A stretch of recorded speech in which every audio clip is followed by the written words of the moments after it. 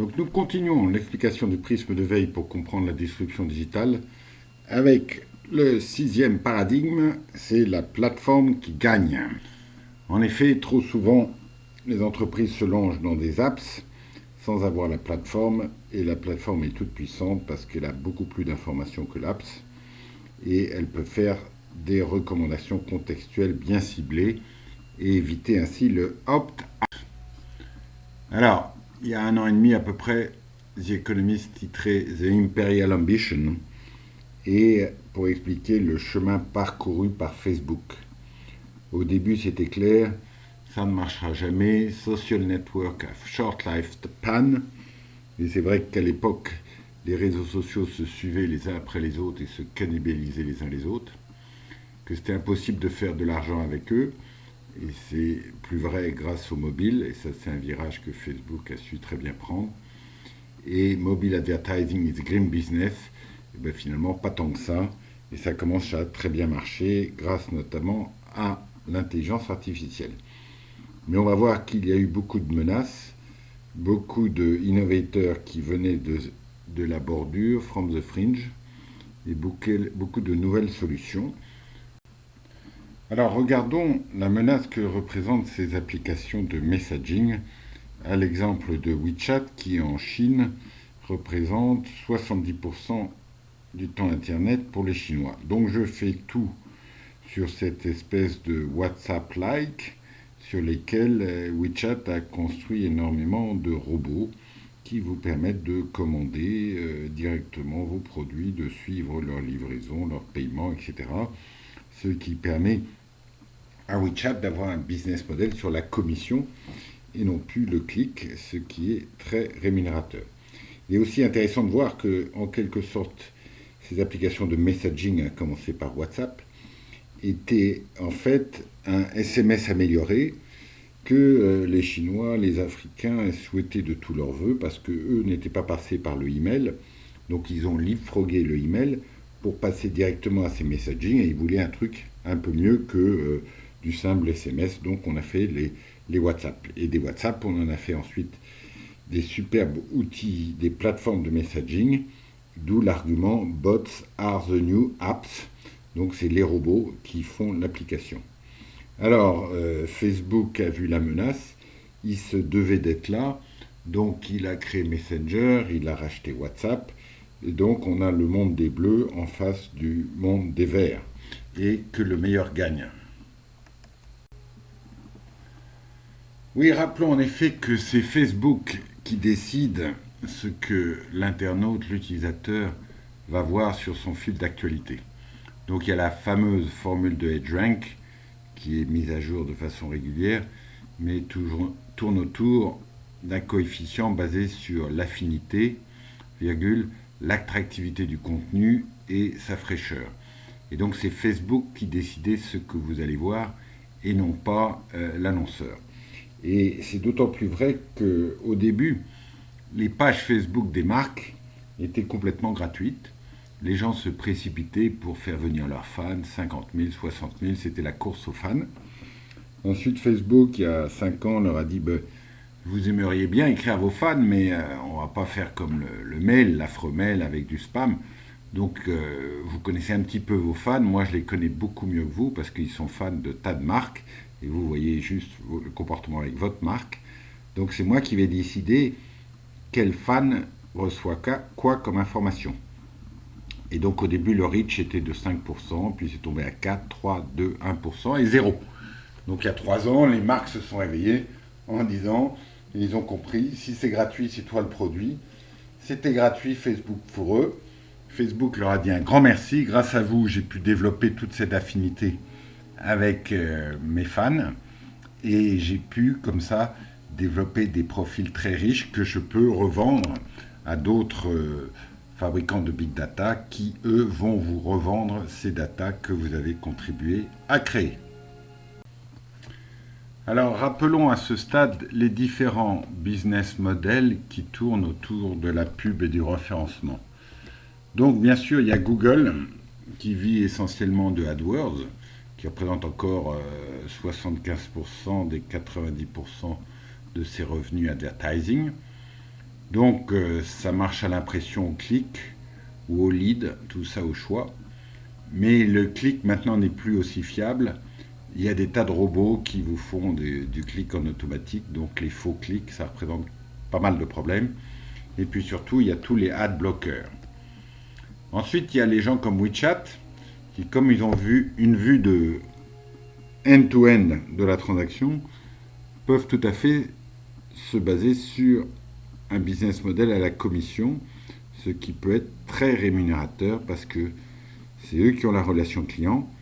Et si à la fin de l'année, quelqu'un comme McDonald's refuse d'augmenter un petit peu sa commission, il peut facilement leur dire c'est pas grave, toutes les commandes de Big Mac, je les passerai à ton concurrent et la plupart des clients ne font pas la différence entre McDonald's et Burger King. Donc leur business model, c'est vraiment la commission et de faire tout pour le client. Ensuite, Facebook, bien sûr, c'est gratuit pour le client, mais il me donne sa data. Même si vous n'avez pas lu, vous donnez la data. Et la data, elle s'enrichit, et je la donne de façon anonymisée à des gens comme Clariclass, Datalogic, Axiom, Mobile Marketing, qui eux revendent cette data aux marques. Rappelons qu'aujourd'hui, un client Facebook, ou un user Facebook, pardon, ça représente $1 par mois de revenus pour Facebook. Donc c'est à la fois pas beaucoup parce qu'il faut en avoir des milliards pour que ça rapporte, et c'est dur pour un nouvel entrant d'arriver à cette masse critique. Mais il n'en demeure pas moins que les nouveaux entrants arrivent rapidement à des masses, et beaucoup plus rapidement que ne le faisait Facebook à l'origine. On verra ça tout à l'heure. Et puis ensuite, il y a le quatrième business model, incarné par Apple et Amazon, qui eux considèrent cette data beaucoup trop précieuse et se la gardent pour eux-mêmes et ils ne la revendent pas. Voilà, donc les grands principes des business models autour de la pub et des référencements, en se rappelant toujours, si c'est gratuit, c'est toi le produit. Alors, la question maintenant pour Facebook, c'est maintenant que j'ai 1 milliard d'utilisateurs qui se loguent quotidiennement, à savoir un tiers de ceux qui ont de l'Internet, comment je peux faire encore de la croissance? Eh bien, il faut aller essayer de trouver les 5 milliards de gens qui n'ont pas encore accès à l'Internet, et c'est pour ça que vous voyez toutes ces initiatives autour de internet.org, etc. Bon, jusqu'à présent, un certain setback en Inde, ça n'a pas marché, mais c'est pas pour ça qu'ils vont abandonner et qu'ils vont laisser ces 5 milliards de fans non touchés hors du système. Alors, sur ce graphe, on voit bien l'évolution des budgets publicités avec maintenant en Occident les budgets digitaux, digital marketing, dépassant le budget télé. Donc c'est de la fin de la pub en quelque sorte, puisque d'ici 30 ans, plus personne ne regardera la pub linéaire à la télé et tout le monde sera en digital. Alors vous voyez, le digital, ça représente 37% du total, soit 200 milliards. Et mobile, c'est 35% de ces 200 milliards, soit 70 milliards. Et vous voyez l'avance de Google là-dessus, mais Facebook rattrape vite et on va voir exactement. Donc l'avenir pour Facebook est meilleur car il commence à avoir beaucoup plus de données sur les affinités grâce au fil d'actualité qu'il vous passe. Donc c'est un événement majeur qui joue en faveur de Facebook dans cette bagarre. Regardons maintenant les statistiques sur le temps que nous passons sur Internet. Et on voit que Facebook, c'est 22% de notre temps dans l'Occident et Google, 11%, YouTube. Donc Google, c'est plutôt le travail, Facebook, c'est le fun.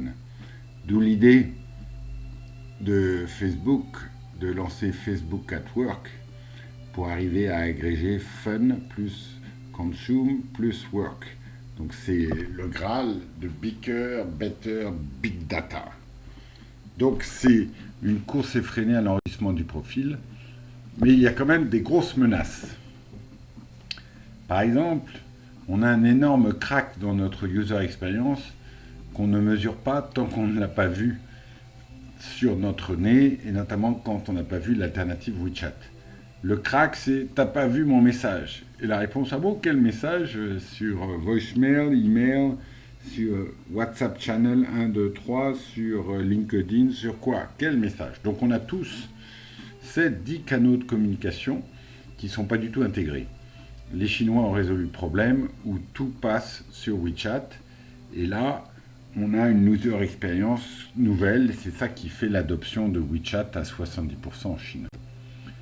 Donc, pour résumer, l'apps versus le bot sur le messaging, l'apps, elle est fermée, elle est très head-centrique, et on ne peut pas avoir, comme on le voit sur la photo, des écrans suffisamment longs pour mettre des tas d'applications sur la première page. Donc, grosso modo, quand on perd son téléphone, on remet uniquement les 7 applications sous le pouce droit, ce qui fait que 20% des développeurs d'apps obtiennent 50% du revenu, ce qui est colossal, et les autres 50% pratiquement rien ou des clopinettes. Donc les bot stores, c'est tous les robots qu'il y a au-dessus de ces applications chat, que ce soit sur Slack ou sur WeChat. Donc, il n'y a pas ou moins de publicité sur ces outils-là. Et comme ils peuvent suivre de bout en bout, ils arrivent à pouvoir prendre un pourcentage de la transaction, ce qui peut être très réel. Alors regardons comment Facebook se défend. Facebook a fait la promesse d'être le réseau social du futur. Et donc dès qu'il y a un petit réseau nouveau qui pointe, qui devient une menace comme Instagram ou encore WhatsApp, il les rachète à coups de milliards. Mais tout le monde n'accepte pas ça. Il y en a qui disent Facebook, I will see you at the end. Donc c'est une bagarre de tous les jours parce qu'aujourd'hui, encore une fois, les nouvelles pousses, les nouveaux réseaux sociaux basés sur la vidéo arrivent à capturer très vite 400 millions d'utilisateurs en un an, alors que pour Facebook, de son temps, il a fallu 4 ans pour arriver à 400 millions d'utilisateurs. Donc il y a cette bagarre, cette volatilité. Donc Facebook maintenant essaye de mettre des tas de services tout autour, et notamment avec l'artificial intelligence. Donc voilà un paradigme de plus qui était la plateforme gagne, et j'espère que vous comprenez un petit peu mieux pourquoi.